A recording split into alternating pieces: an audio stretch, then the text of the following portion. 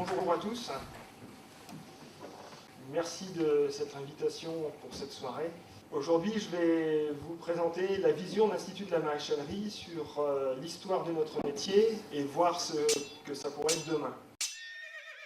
Avant l'invention de la photographie, c'est la peinture qui était utilisée. C'est un sujet fort intéressant et riche d'informations, car le peintre n'a pas son modèle à disposition pendant de longues heures. Ce qui nous restitue avec ses pinceaux est donc l'image qu'il a gardée d'une scène dont il a été témoin, laissant alors à sa mémoire ou à son imagination une grande latitude d'interprétation. Parmi les plus anciens, le plus célèbre tableau sur la maréchalerie est sans conteste celui de Louis Le Nain, cadet d'une famille de peintres de Picardie dans la première moitié du XVIIe siècle. Une mule sur toile, visible au musée du Louvre, et qui, avec un clair-obscur typique de l'époque, met en scène une famille d'artisans. Autre tableau célèbre que celui de Théodore Guéricault, peintre français, né à Rouen et mort à Paris. Devinez de quoi? D'une chute de cheval. Un des grands peintres du romantisme du début du XIXe siècle. Mais il en est tant d'autres qu'il faudrait une conférence entière pour en parler. Environ 100 tableaux de toutes les époques ont déjà été recensés à l'Institut de la maréchalerie. Je vais quand même vous en présenter un dernier, celui du peintre Émile Tisbert. De toute évidence, le peintre a voulu mettre en avant les rapports de force entre les hommes et le cheval pendant le ferrage. Tout le monde semble souffrir dans ce tableau, et les professionnels qui sont dans la salle, et peut-être même les autres, ont déjà certainement compris ce que semble dire le cheval. Allez, dépêchez-vous les gars, j'ai mal au dos et je ne vais pas pouvoir rester longtemps comme ça, moi non plus. Vient ensuite la photographie, inventée au XIXe siècle par le concours de plusieurs personnes et le croisement de nombreux procédés. Et là, un premier mouvement, d'une grande ampleur, né officiellement par la loi du 20 décembre 1872. C'est la carte postale. En 1900, c'est une véritable industrie et un énorme succès commercial. On situe son apogée en 1904 et 1914, bien sûr. La maréchalerie fait partie des sujets capturés par la boîte noire et on dispose là d'un gisement phénoménal d'informations, à une réserve près sur la crédibilité relative des cartes postales. Il ne faut pas tout prendre pour argent comptant, car certaines dénoncent une mise en scène organisée au détriment de l'authenticité, comme c'est le cas ici, avec un maréchal s'apprêtant à faire porter un antérieur sur un postérieur. Et en plus, certainement pas la bonne taille. Ici, nous avons une autre image sur l'Auvergne pittoresque. Apparemment, la géographie n'était pas très bonne à ce temps-là, puisqu'ici nous avons l'Aveyron pittoresque, alors que nous avons exactement la même image. L'Institut de la maréchalerie a déjà rassemblé et archivé sur support numérique plus de 1200 cartes postales anciennes mettant en scène le maréchal Ferrand. De la photographie au cinéma, il n'y a qu'un pas que les frères Lumière franchissent en 1895. Nés à Besançon, Auguste et Louis sont des ingénieurs touche-à-tout. Ils totalisent 196 brevets dans des domaines très différents. Le premier film est visionné à Paris en 1895. Le succès est immédiat et immense. Les frères Lumière réalisent alors quantité de films très courts sur des sujets très divers, dont la maréchalerie. Voici donc le plus ancien film connu sur la maréchalerie, une courte scène tournée à La Ciotat en 1896.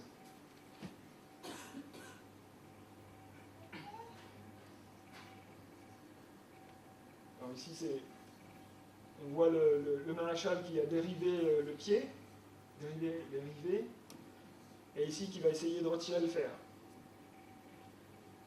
On voit qu'il y avait quand même un teneur de pied, une personne à la tête du cheval et une autre personne pour alimenter le foyer de forge.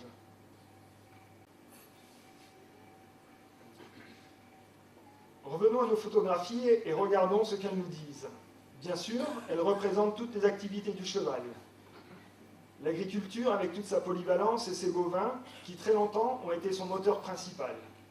Ils sont généralement ferrés au travail, lequel varie selon les régions, la palme de l'efficacité revenant au basque. les 4 pieds en l'air placés à hauteur d'homme.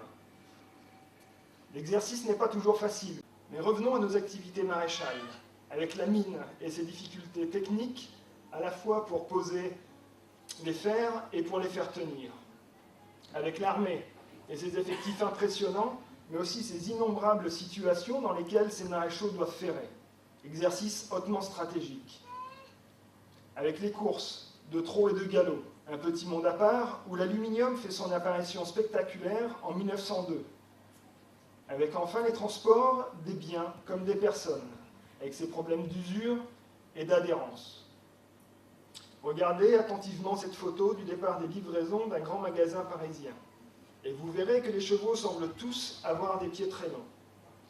On remarque cela très souvent sur les photos des chevaux faisant la ville. Même ceux du président de la République, ici Émile Loubet, en visite à Marseille.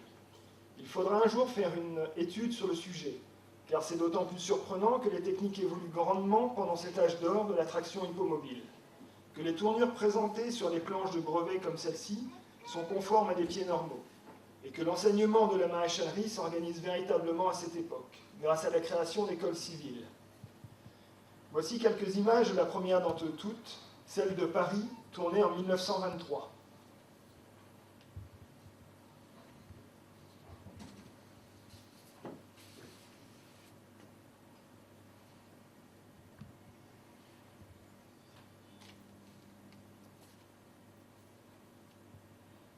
Dans ce film, il voulait essayer de rassembler des jeunes pour qu'ils deviennent maréchaux ferrants, car suite à la Grande Guerre, il y avait beaucoup moins de jeunes disposés à faire ce métier. Ici, on nous présente les différentes activités que peut avoir le cheval. Donc avant, on avait la traction, ici, c'est les courses.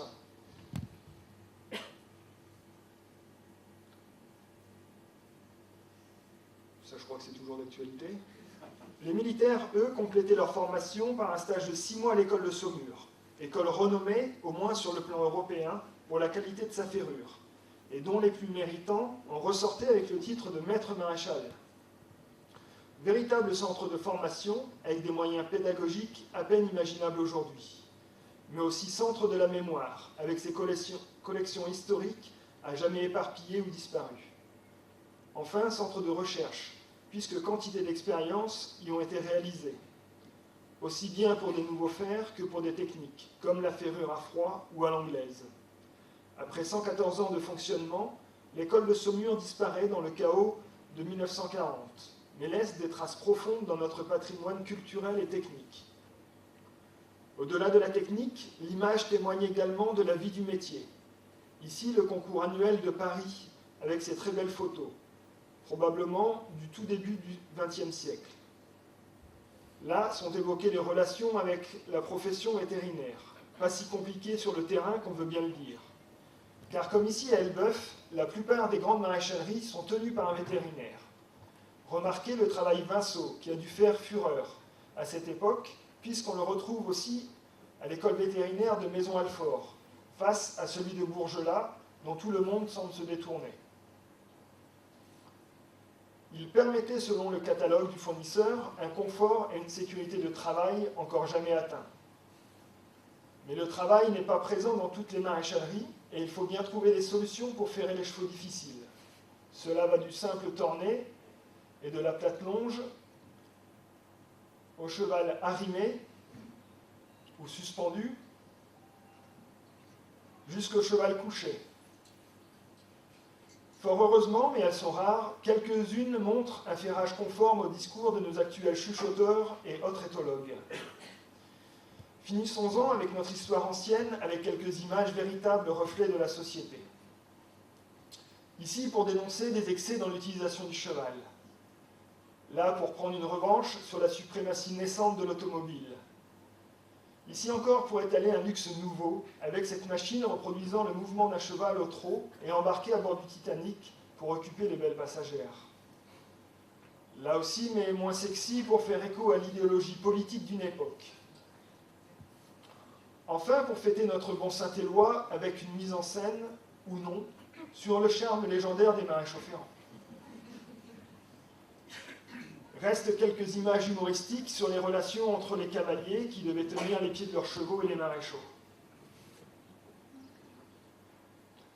Quoi qu'il en soit, le cheval n'a plus sa place dans le monde moderne, et après tant de siècles passés à aider l'homme dans son travail, souvent avec une relation particulière, ce cheval aveuglé de confiance disparaît de la scène. Cette histoire a duré une dizaine de siècles, selon un long parcours linéaire, certes ponctué d'améliorations et de quelques apports étrangers, notamment anglais par le biais des courses, mais depuis 10 siècles, la maréchalerie s'est organisée pour servir des animaux qui travaillaient essentiellement en traction, sur des sols peu pénétrables, aux allures lentes et sur des allures plutôt droites.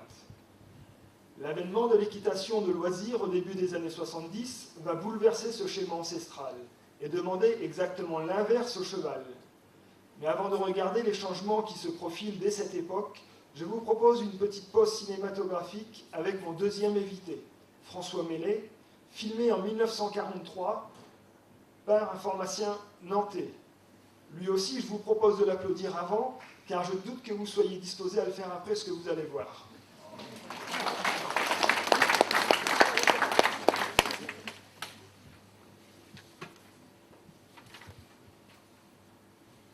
Déjà, il a une bonne tête.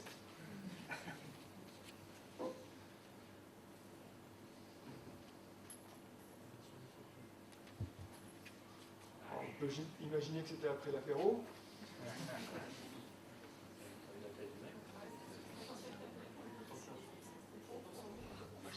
Son apprenti est courageux. Oui.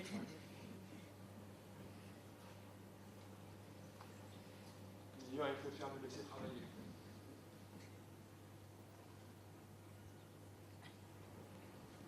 Bon, des conseils quand même.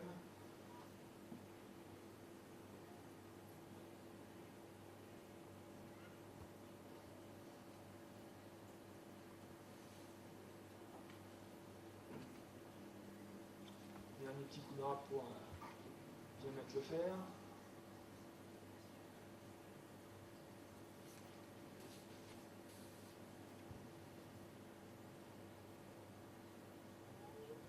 Puis on va essayer de le brocher maintenant.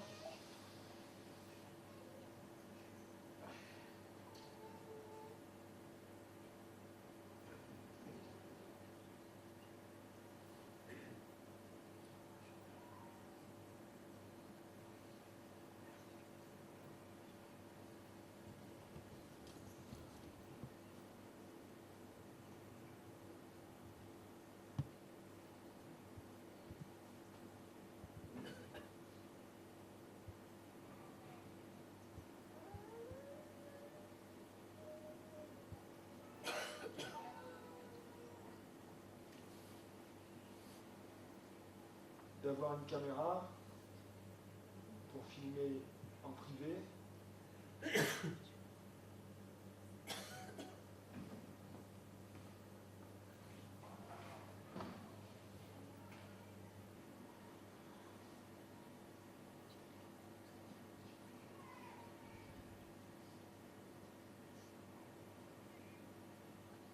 Une jolie mise en scène. Allez. Le cheval, lui, il n'a pas envie de suivre. On se demande pourquoi. Allez.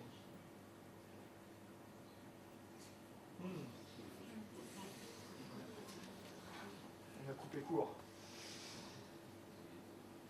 Au tout début de ce phénomène unique en Europe, appelé a posteriori la démocratisation de l'équitation, l'image qu'a la société du maréchal Ferrand est conforme à celle des cartes postales modernes.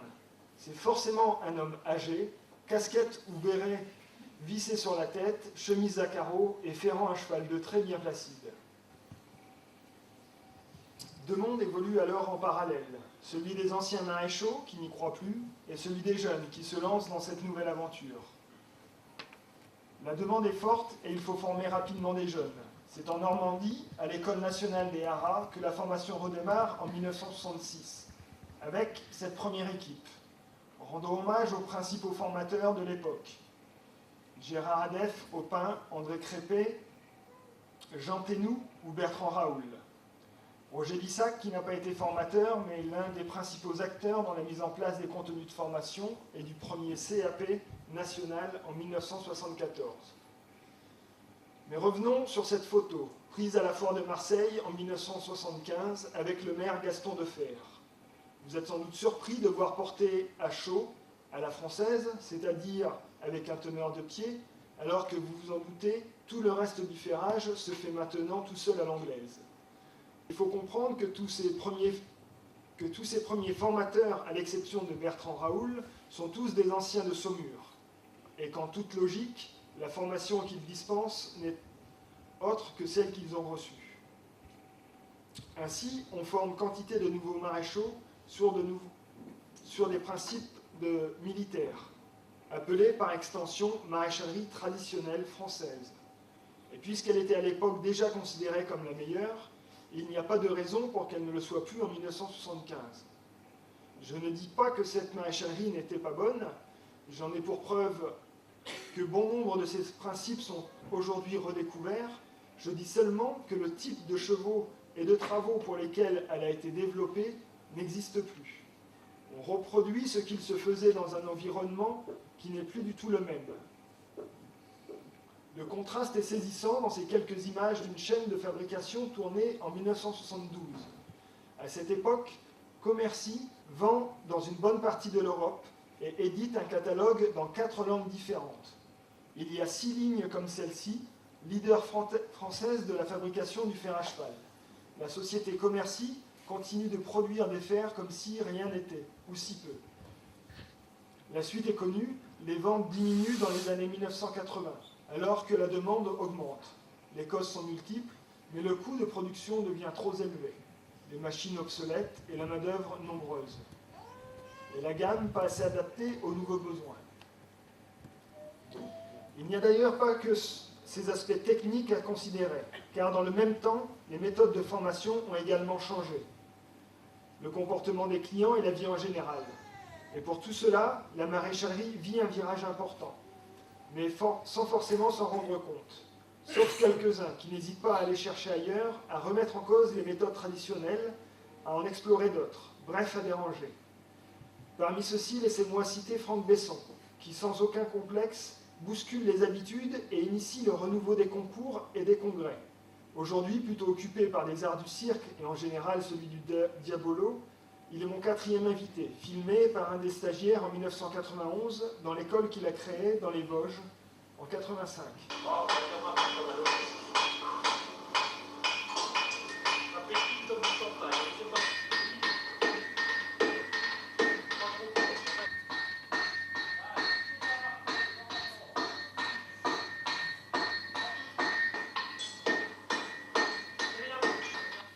Ça dure encore 2 minutes comme ça, et le jeune il n'en peut plus à la fin. Vous remarquerez qu'il est quand même pas fou, le formateur, il a son casque. À partir de 1980, on part avec une maillotche en plastique, un rône-pied et une pince à parer. On rit avec une pince crocodile, comme on l'appelle alors. Tous ces outils sont en usage aux USA depuis un siècle. Quelques maréchaux voyageurs en ont rapporté un témoignage, comme cette pince arrivée, forgée au début des années 50, par un maréchal de Maison Lafitte à son retour d'Amérique.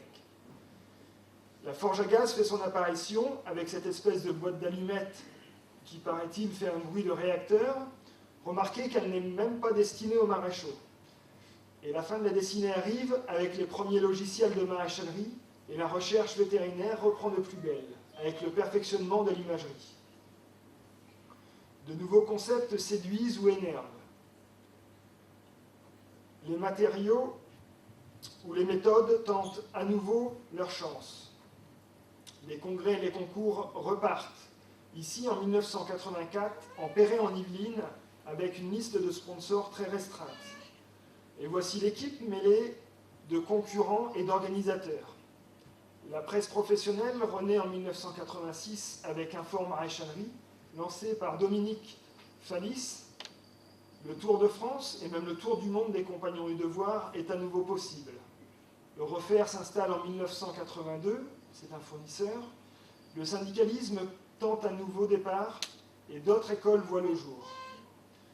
tous ces changements importants se passent en seulement 10 ans. Je me répète, mais tous les changements qu'on vient de voir, importants, se sont passés en seulement 10 ans. La décennie suivante confirme et accentue ces changements, mais elle est surtout marquée par deux faits importants. Le premier, par la dimension européenne que prend la maraîchalerie, avec la création de l'EFA en 1999. Le second concerne le développement exponentiel des effectifs, et donc de la création de nouvelles écoles de maraîchalerie. Sur le plan technique, le bilan est plutôt positif. La mise en place du BTM, brevet technique des métiers, a tiré le niveau vers le haut. Et on pratique aujourd'hui une maraîchalerie certainement plus précise qu'il y a 30 ans. Le fameux héritage évoqué au début a été, je pense, assimilé et dépassé, ou tout du moins actualisé. Mais nous ne nous trompons pas d'objectif. Celui du maréchal ferrant est bien d'entretenir correctement l'appareil locomoteur équin par un travail approprié sur la boîte cornée. Et cela, bien sûr, sur le long terme. Dit autrement, il ne suffit pas de savoir parfaitement forger et poser un super fer high-tech en alu, il s'agit d'abord chaque jour de ferrer correctement afin de n'avoir jamais besoin, sauf accident, d'y recourir.